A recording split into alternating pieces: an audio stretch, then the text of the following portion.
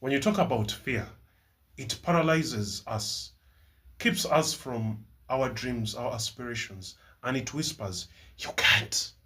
But the Quran doesn't tell us to run from fear. Instead, it tells us to walk through it with Allah subhanahu wa ta'ala's plan by our side.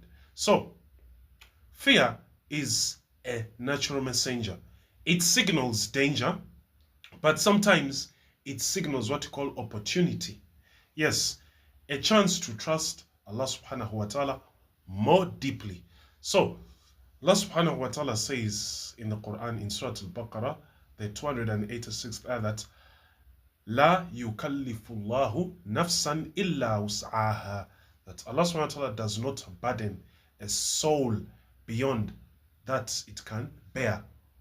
So when you look at this, every fear you and I feel, every anxiety that grips our chests, Allah subhanahu wa ta'ala has already measured our capacity to endure, whereby nothing comes to us that is too heavy for our heart to carry.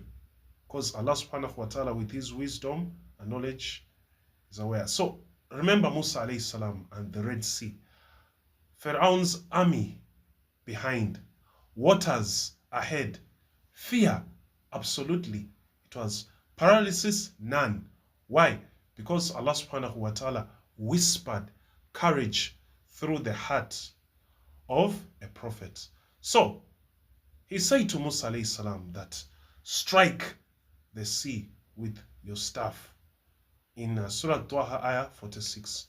When you look at this, the action born from what you call trust in Allah subhanahu wa ta'ala transforms fear into what you call strength. As we see in Musa's scenario here, your fear is not a stop sign, or my fear is not a stop sign. It's a call to reliance, patience, and courage. As Allah subhanahu wa ta'ala ordered Musa alayhi salam to strike, the sea and start to split.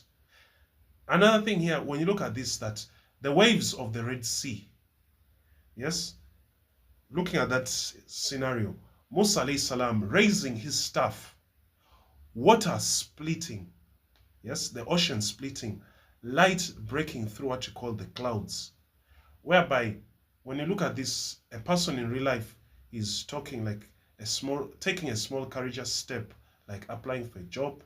It can be speaking up or praying despite of fear. So with all this,